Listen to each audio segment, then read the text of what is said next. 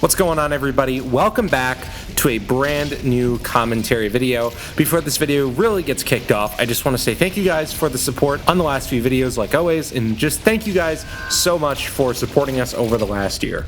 But anyways, we're going to hop right into this thing, and today we're going to kind of retread a topic that I talked about a long time ago, but I feel like it's important to refresh on it. And I want to talk a little bit about time management. And in particular, I want to talk about time management because many people are, starting school. Well, they're already deep in school, but a lot of freshmen in college and a lot of freshmen in high school find this issue of trying to be able to balance school life, right? They have a hard time balancing work, school, and play. And I want to talk about that a little bit because I'm somebody that I would consider myself pretty good at time management. And I just want to sit down and chat about that a little bit and talk about the strategies that I use and what I suggest to help you with your time management. So the first thing that I'm going to remind you of is that time management is something that is different for everybody. Everybody is going to have a different way of working through it, but today I want to share a couple of the ways that I work through my time management. So the first thing that I do is that every single day, usually right before I go to bed, is that I put together a to-do list for the things that I need to do for the next day. So I actually have a list sitting right next to me, and I'm going to run down what I have listed down for tomorrow, the things that I have to get done. So this does not include my class schedule because that's just something that always happens, right? So here's what I have written down. I have written down, go to the grocery store. And then below that I have my groceries, but that's not important. We're not going to go over my grocery list. And then under that, I also have create a thumbnail for this video. Yep, I'm recording this on a Tuesday night, so I need to make the thumbnail tomorrow morning. I also have listed down make thumbnail for Saturday's video. And then I also have written down here record podcast. So those were sort of the major things that are going to be different about my day. And then also I have one more thing here, interview students at Student Center. I'm working on a story for my voter's guide for one of my classes, and I just have to sit down and interview a couple people. So that's what that is. But either way, I wanted to point out my schedule, right? These are the things that I've written down. These are sort of the unique things that I have to do on a daily basis, right? Now, here's what I'm going to recommend you start out with. First of all, write out those things, right? I don't have any homework assignments really listed out here because I don't have any due right now. But if I did, I would have them listed out on the top. That's the next thing I'm going to mention, is that the top of the list should be the priority. Going down the list should be less of the priority. And there's a couple of reasons for that. I do that because I'm at the point where I kind of know what I need to get done. I just like to have it so that I don't forget. What I would also maybe recommend doing is writing the smaller tasks at the top of the list, and there is a specific reason for this. I've talked about this before, but it is good for your brain to complete a task. And one of the major things that I recommend people do is start your day by making your bed. It is a small task and an easy task that you can complete, and something that I do every single day that gets my brain moving and gets me started for the day, right? That is the first thing that I always do before I do anything else. Before I brush my teeth, before I eat breakfast, I always make my bed. That is the first thing that I do. And the reason why I do this is that mentally I am able to check off of the list, I've done something today and I've started my productivity. That is something that's really important because a lot of people, they will go through their day at school and they won't really complete a task. And they go through the process of going through school, and that's something that they go through every single day. They feel like they're not accomplishing anything, right? This is sort of where that sort of anxiety and depression forms, where we decide we are stagnant and we can't move forward, right? That's sort of where this idea starts at. Well, here's the thing. When you stop and you tell your brain, hey man, look, I just fucking did something. You proud of me? He's gonna give you a little fucking high five. He's gonna be like, yeah, bro, good shit today. Good shit today, right? That's literally how your brain is gonna react. So doing these small things are also as important as doing the big things, like studying for an exam, doing your homework, right? But if you do that one small task at first, it's gonna set your brain in a mood to want to do those other tasks. And on top of that, I would really recommend actually writing the goals down physically, not writing it down in your phone. And there's a specific reason for that. I've talked about this before, but what's really interesting about our brain is that when you physically write something down, you're more likely to remember it. And on top of that, when you also get the ability to cross those things off the list, right? When I cross off of the list of something, my brain is more happy about it because it's not just the act of completing the goal at the point. It's also the sort of reward of getting to cross that thing off of the list, or erasing the thing off of the list, whatever it may be. You have the physical act of actually getting rid of that task. You know, if you write it down on your phone, you don't really have that. You just have the response of typing on a keyboard. Compared to if I physically write it down on a whiteboard, I am able to physically watch it disappear.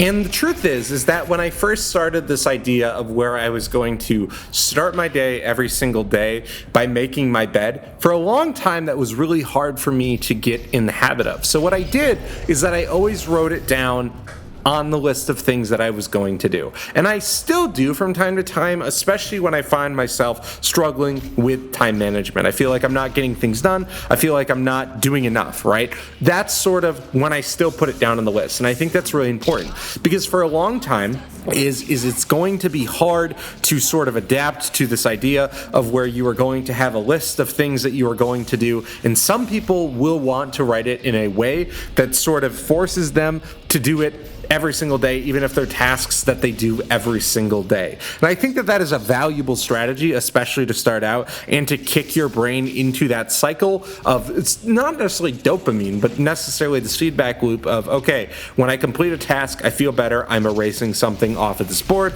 I'm erasing something off of this piece of paper, or I get to put an X through it, whatever works for you. And I think that's going to take some experimenting. For a lot of people, they find different strategies, and I think that's really important, so don't be afraid to sort of take your time to experiment.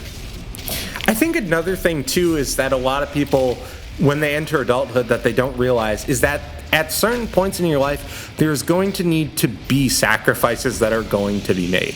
And what I mean by this is that unfortunately, as you get older, especially when you're in that weird college phase, early adulthood phase, unfortunately, there are probably going to have to be times where you're going to have to make tough decisions of things that you can and can't do. And I do this a lot. I, once again, sometimes weigh out pros and cons by making lists. Sometimes I'm able just to make that decision on my own. I'm able to think about sort of, what I want to be able to do with my life or whatever it may be. But I think that it is important to sit down and remind yourself of that, is that sometimes you are going to have to make those tough decisions. And I think it's important to weigh out the pros and cons, especially if you're somebody that hasn't had to do this before, is that it is important to sit down and write down those things and figure out, okay, if I give up this specific hangout time, what am I gaining? And I do that a lot, ironically, with this channel. Not giving up necessarily videos that are getting posted, but giving up what I'm doing outside of this channel. Because I have really been working at it, right? So sometimes I will sit down and tell myself, okay, I'm going to skip out on the social event tomorrow so that I can get this video done. That's unfortunately a sacrifice that sometimes you're going to have to learn to make. Not everything can be playtime. Sometimes there is going to have to be times where you're going to need to settle down and get something done. And especially if you're going into college or you are in college right now, that's one of the major things that college is going to teach you, is about that life balance between personal life, work life, and your school life. That's going to be something that you're going to need to learn how to master and get ready for the real world. Because a lot of people in their day-to-day lives, unfortunately, have to make sometimes those tough decisions. And it's important to learn that now rather than when you're 34 and you have to decide on what events you're going to be going to. It's better to decide now when it really doesn't matter when you're 20 or 21. It really doesn't matter what events you do or don't go to. It's not going to impact you as much as when you're older. And I think that's an important step to sort of figuring out time management. Also, there are some cool new apps now that I haven't really tested, but I have heard some good things about that sort of do the list thing for you. You list out the lists, like I mentioned, when it comes to tasks that you need to get done for the day. And when you complete a task, you actually get XP like a video game. I haven't tried these out, but they seem cool. And then some of them also reward you with little mini games and things like that, which I think is cool. And that's another thing too, is finding ways of, a lot of the times time management is something that we learn not because we're struggling to get things done, but because we don't want to get things done. And I think that's an important thing too. It's finding fun ways of doing those things, right? So for example, for a long time when I was working on my time management, I had this hard time of getting exercise done, right? And it was like, why don't I want to do these things? It wasn't because, oh, I'm too busy or whatever. It was because I didn't fucking like it.